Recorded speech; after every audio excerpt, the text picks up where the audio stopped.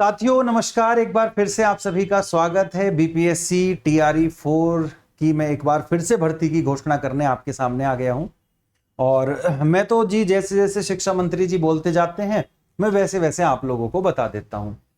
तो अभी हम बात करें कि शिक्षक नियुक्ति के चौथे चरण का विज्ञापन अगले माह शिक्षा मंत्री जी।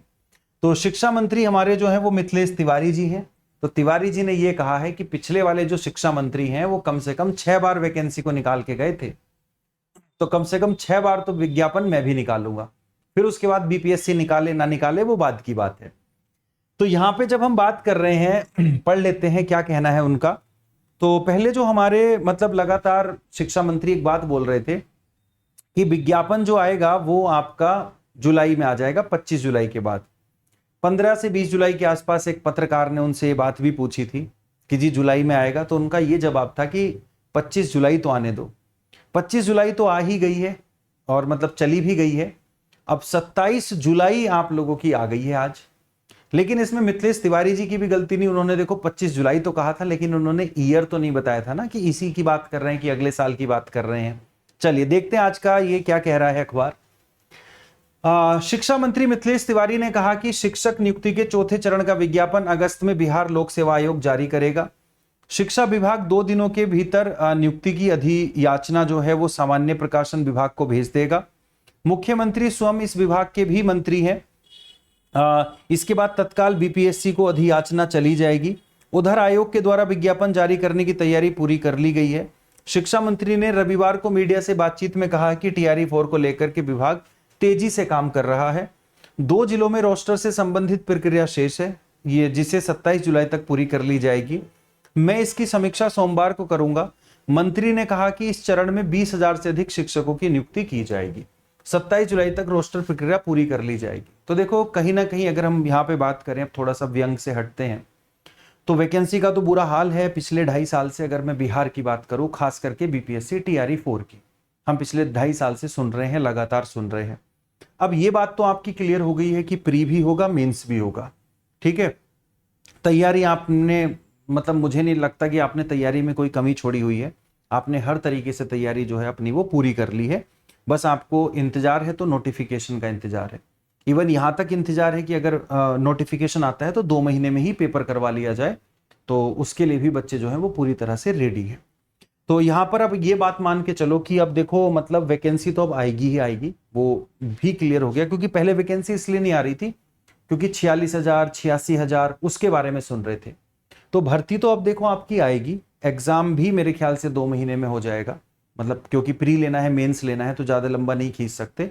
क्योंकि इसी एग्जाम को कम से कम 2-2.5 साल तो चलाना पड़ेगा ना इनको, ताकि अगर ये एग्जाम इन्होंने बहुत जल्दी करा दिया तो फिर टीआरई 5 की मांग ऐसी उठने लगेगी। तो इसको ही लगभग ये 2 साल तो टांगेंगे। मतलब कहने का ये है कि पहले प्री करा लेंगे, फिर प्री के बाद मेंस की डेट देंगे, फिर डॉक्यूमेंट ये वो, तो टोटल ज्वाइनिंग तक का 2 साल का समय ये लगा देंगे। लेकिन चलो वो बाद की बात है, वो ना आपके हाथ में, ना मेरे हाथ में, ना किसी और के हाथ में। लेकिन मैं इतना जरूर कहना चाहूंगा कि अब फाइनली आप ना पढ़ना शुरू कर दो, क्योंकि वैकेंसी आएगी। कुछ मतलब मैंने भी अंदर से चीजें कुछ पता की हैं, तो वैकेंसी अब डेफिनेटली वाली आ रही है। अब वो मैं ये नहीं कह रहा कि उसकी नोटिफिकेशन अगस्त में 15 तक आ जाएगी या 15 से पहले आ जाएगी या 15 के बाद आएगी, लेकिन आएगी उसकी नोटिफिकेशन। ठीक है, और एग्जाम जो है आपका वही प्री एग्जाम की मैं बात करूं तो 2026 के अंदर अंदर आपका प्री एग्जाम करा लिया जाएगा। चाहे वो दिवाली के बाद करें या दिवाली से पहले करें, उसके बाद की हम देख रहे हैं। तो आप अपनी पढ़ाई को जारी रखें और आप साथ में साथ कहीं जॉब भी कर रहे हैं तो जॉब भी करते रहे। इसके चक्कर में अपनी नौकरी ना छोड़े लगी हुई। मानो कोई प्राइवेट जॉब कर रहा है तो आप वो करते रहें। आप बस थोड़ा सा बियॉन्ड द लिमिट जाके अपने आप को थोड़ा सा जो है ज्यादा थोड़ा मतलब चाहे सोने में, दूसरी चीजों में कटौती करके 2-3 घंटे का समय बस डेली निकालो। 2-3 घंटे जो आपने चीजें बना रखी हैं, जो आपने पढ़ रखी हैं, उससे आप डेली पढ़ना शुरू कर दो। बस उससे आप पढ़ते रहो। क्या पैटर्न होगा नए वाले का उस पर भी बातचीत करेंगे, लेकिन अभी ऐसा है कि प्री में आप लोगों का जो है कॉमन चीजें रहेंगी, मेंस में आपका सब्जेक्ट रहेगा, जैसे ईएमआरएस या केवीएस वगैरह ने किया है। तो आपने जो चीजें पढ़ी हैं वो बेकार नहीं जाएंगी कि प्री मेंस हो जाएगा तो सारी चीजें बेकार हो जाएंगी, बिल्कुल भी नहीं। पैटर्न बदलेगा, सिलेबस वही है आपका लगभग लगभग में। कुछ चीजें ऐड ऑन हो सकती हैं, कुछ चीजें बाहर जा सकती हैं, लेकिन ऐसा नहीं होगा कि पूरा चीजें चेंज हो जाएंगी। तो मेरा कहना, मेरा सजेशन ये है अपने भाई बहनों को कि भाई आप पढ़ते रहो, आप रेगुलर रहिएगा। कई बार ऐसा होता है कि हम जिसके इंतजार में पिछले 3-4 साल से थे और वो चीज़ आप लोगों को जो है टाइम पे आते आते आप उससे हट जाओ। साथ के साथ दूसरे राज्य में भी भर्ती का ट्राई करते रहो जहां भी एग्जाम आता है, क्योंकि देखो जीके पढ़ते हो वो सेम है, अपना मेन सब्जेक्ट पढ़ते हो वो सेम है, थोड़ा थोड़ा पैटर्न में अलग होकर के। बिहार है तो बिहार में थोड़ा सा ज्यादा पूछ लेते हैं बिहार का, यूपी है तो यूपी में यूपी का ज्यादा पूछ लेते हैं, यही सब होता है। तो वो सब चीजें आप जो है करते रहिएगा, अपनी तैयारी को लगातार जारी रखें। नोटिफिकेशन इस बार आ रही है, आप चाहे मेरी बात को नोट कर लीजिएगा, चाहे आप इस बात को लिख लीजिएगा। जो भी माध्यम है आपके पढ़ने का माध्यम यूट्यूब है, आप यूट्यूब पढ़िएगा। आपके माध्यम पढ़ने का माध्यम सेल्फ स्टडी है तो वो तो सबसे ज्यादा जरूरी है, यूट्यूब पे भी पढ़ते हो तो सेल्फ स्टडी तब भी जरूरी है।